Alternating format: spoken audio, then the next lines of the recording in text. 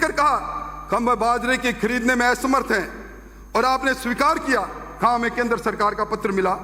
कहाँ हरियाणा हमारे पड़ोस में, राजगढ़ के बाद 2350 रुपए क्विंटल में बाजरा खरीदा गया, वहां भावांतर योजना लागू की गई, और हमारे किसान जो आपके खुद के आंकड़े कहते हैं 45,12,000 हेक्टेयर में बाजरे की बुआई हुई, वो मजबूर था 1600-1700 रुपए में बाजरा बेचने के लिए। 6,000 करोड़ का उसको फटका लगा। सभापति महोदय, मैं आपका ध्यान 2019-20 के बजट संख्या 25 में मुख्यमंत्री जी ने जो कथन उसको एज इट इज करना चाहूंगा। 30 नवंबर 2018 तक के किसानों के बकाये रहे 9,513 करोड़ के अल्पकालीन फसल ऋण को माफ किया। इससे 20,46,000 किसानों को ऋण माफी मिली। मुझे इस बात की खुशी है कि 2 लाख के मध्यकालीन दीर्घकालीन कृषि ऋण माफ करने की किसानों की 1,10,000 बीमा रहन मुक्त हो गई। वाणिज्यिक बैंक आदि के ऋणी किसानों के ऋण माफी की राहत पहुंचाने के लिए हमारी सरकार ने संबंधित केंद्रीय मंत्रालय से संवाद प्रारंभ कर दिया, 2019 में कर दिया। हमने बैंक द्वारा उद्योगपति व्यापारियों के साथ किए गए वन टाइम सेटलमेंट की तर्ज पर किसान के साथ भी ऐसा सेटलमेंट हो, इसके लिए ऋण माफी के लिए उनसे बात कर ली। मुझे विश्वास है कि आने वाले समय में हम प्रक्रिया अपनाकर पात्र किसानों को इसका लाभ दिलाएंगे। 2021-22 में फिर यही बात कही। हमने स्टेट लेवल बैंकर्स कमेटी से संपर्क करके ऋण माफी के शेष रहे राष्ट्रीयकृत बैंकों, अनुसूचित बैंकों, क्षेत्रीय ग्रामीण बैंकों के ऋणी कृषकों को वन टाइम सेटलमेंट से इनको माफ कराएंगे। 15वीं विधानसभा का यह अंतिम सत्र है। ये 14वीं के चांद बने सदन के नेता 14 बार सदन में आए होंगे और इन्होंने कोई मौका नहीं छोड़ा। जब इस मंच से राजस्थान के नेशनलाइज बैंक, कमर्शियल बैंक और शेड्यूल बैंक से जिन्होंने ऋण लिया 2019 में फसली ऋण, जो अवधि पार ऋण हो गया, उसको माफ करने का आश्वासन नहीं दिलाया। 1 जनवरी 2019 में कल्ला जी की कमेटी बनी। ये कल्ला कमेटी अल्लाह के पास चली गई। राजस्थान के किसानों के खाते एनपीए हो गए और चक्रवृद्धि ब्याज करते करते 2 लाख का ऋण 8 लाख हो गया। और अब आप क्या करके क्या ले रहे हैं?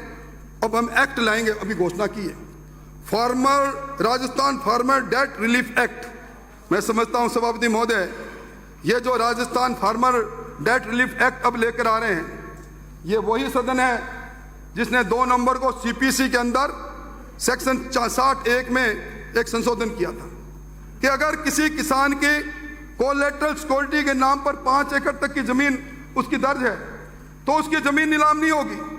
ये सिविल प्रोसीजर कोड का, क्योंकि ये कंकरेंट लिस्ट का सब्जेक्ट था, आर्टिकल 254(2) के तहत राज्यपाल महोदय ने राष्ट्रपति के पास भेज दिया। सदन के नेता ने भाषण दे दिया, राज्यपाल राजनीति कर रहे हैं।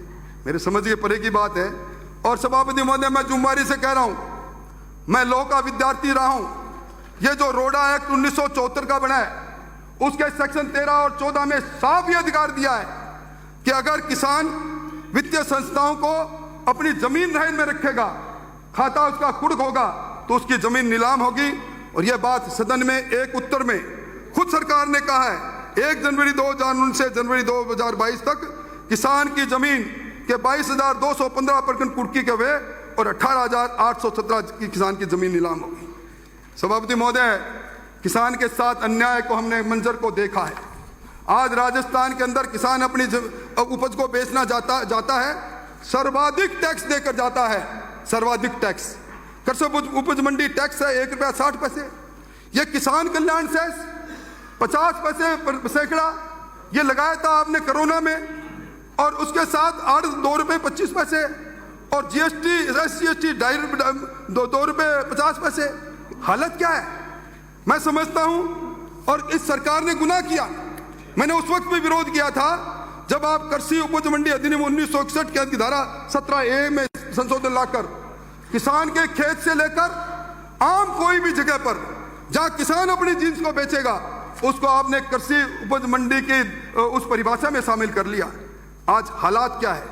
किसान जब बेचने जाता है, आज यूपी में मंडी टैक्स 0, कर्नाटका में 0.3.5%, गुजरात में 0.50%, मध्य प्रदेश में 1%, महाराष्ट्र में 0.80%, पर हमारे यहाँ 1.60% कृषि टैक्स, 50 पैसे सेस, कृषि कल्याण कोष के 2.5 रुपए के 2 रुपये 25 पैसे की आड़त और 2.5 रुपये SGST।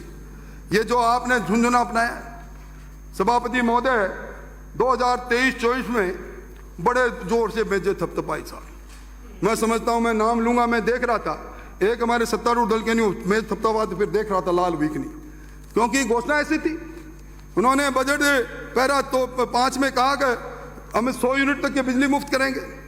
बजट पैरा 167 में कहा 2000 यूनिट किसान को प्रतिमाह मुफ्त देंगे, और 2168 में कह दिया 1.5 लाख नए कनेक्शन देंगे, और 2001 बजट पैरा 114 में कहते आईटी कंपनी विद्युत के अलग से खोलेंगे। आपने खोली थी ना 2021-22 में बजट पैरा 75 में कृषि विद्युत वितरण कंपनी एग्रीकॉम किस काम में चलेगी महानुभाव? ये आईटी कंपनी का वही होगा। और मैं समझता हूं 2023-24 के बजट पैरा 113 में रिन्यूएबल एनर्जी 2100 मेगावाट को उत्पादित करते हुए आपने कहा अब तो हम आत्मनिर्भर हो गए। 23,309 मेगावाट बिजली हमारे पास है। राजस्थान का लोगों ने अंधेरी नगरी चौपट राजा नगरी को अंधेरे में डूबा देखा, शासन चौपट रहा, और 2 घंटे से 7 घंटे तक विद्युत कटौती और दम भर रहे हैं। हम लोग आत्मनिर्भर हो गए। मैं समझता हूं ये 100 यूनिट बिजली का लाभ तब मिलेगा जब बिजली तो दोगे करंट तार में। ये 2000 यूनिट का किसान को लाभ तब मिलेगा जब उसके तार में करंट तो आएगा। और मैं समझता हूं ये जो 1.5 लाख आपने कृषि कनेक्शन की बात कही है, ये 1.5 लाख कृषि कनेक्शन से पहले 2022-23 के अंदर आपने कहा था 22 फरवरी को हम 3,38,000 कृषि कनेक्शन देंगे, और आज हुआ क्या है? एक कृषि कनेक्शन हुआ तो बताओ। और कृषि कनेक्शन के नाम पर ये टंकी योजना, ये तांडव भ्रष्टाचार का ये राजस्थान का आवाम देख रहा है। तो इसमें 1,04,000 कनेक्शन देने के इन्होंने निविदा आमंत्रित की। 6 बार निविदाओं को पोस्टपोन किया, 6 मई, 9 मई, 25 मई, 31 मई, 8 जून, और ये लिख दिया कि 5 साल का अनुभव होना चाहिए। टंकी प्रोजेक्ट पहली बार ला रहे हो और 5 साल के अनुभव की शर्त इस कारण से कि राजस्थान की कोई कंपनी भाग नहीं लेगी। आपने सारी कंपनी को टेलर मेड बनाया, सारी कंपनी को बाहर कर दिया, और आज हालत यह हो गई रिजर्व प्राइस से 82% पर आपने इस टंकी प्रोजेक्ट को मंजूर किया है। और आपने 2300 करोड़ का प्रोजेक्ट 3900 करोड़ का हो गया। ये 1600 करोड़ पे मेरा आरोप है सरकार पर, सरकार में बैठे बड़े लोगों पर। ये बड़ी बड़ी कंपनियों से 1600 करोड़ का भ्रष्टाचार, और आज ये दावा करते हैं कि हमें 23-24 में पैरा 168 में 1.5 लाख कनेक्शन देंगे।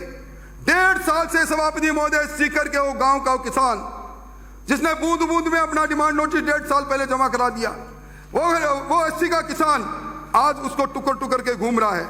और बिजली के बारे में इन्होंने कहा किसान को हमें इसी 1 अप्रैल 2023 से पूरे किसान को दिन में बिजली। वाह भाई वाह, क्या बात, क्यों क्या अंदाज है तेरा, बर के सदके जाऊं। फर्स्ट फेज में 16 डिस्ट्रिक्ट, सेकंड फेज में 5 डिस्ट्रिक्ट, अब तो सारे। और इन्होंने किया क्या है? 9 बार फ्यूल चार्ज बढ़ाए सभापति महोदय। आज राजस्थान में सर्वाधिक महंगी घरेलू बिजली है, और बीजेपी में जो औसतन फ्यूल चार्ज 18 पैसे था उसको बढ़ाकर 64% कर दिया। अर्बन साइंस के 15 पैसे यूनिट, इलेक्ट्रिसिटी ड्यूटी के 40 पैसे, जल संरक्षण के 10 पैसे। और अब ये हिडनबर्ग का बड़ा मामला चल रहा, कल भी धरना दे रहे थे, मैं नाम लूंगा तो नाराज हो जाएंगे सभापति। मतलब मैं समझता हूं मेरी को रक्षा आपके अलावा कोई कर ही नहीं सकता। ये हिडनबर्ग पर प्रदर्शन कर रहे थे ना। ये अडानी जी कौन है जी?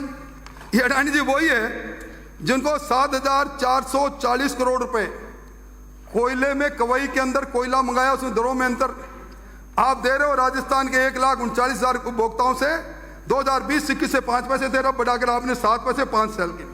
ये वही है अडानी जी जिनको आरटीपीवी एक्ट की धज्जियां उड़ाते हुए कोयले का सिंगल टेंडर, राजस्थान का अब तक का सबसे महंगा कोयला 17,000-18,000 मैट्रिक टन का 1,042 करोड़ का इन्होंने बढ़ा दिया।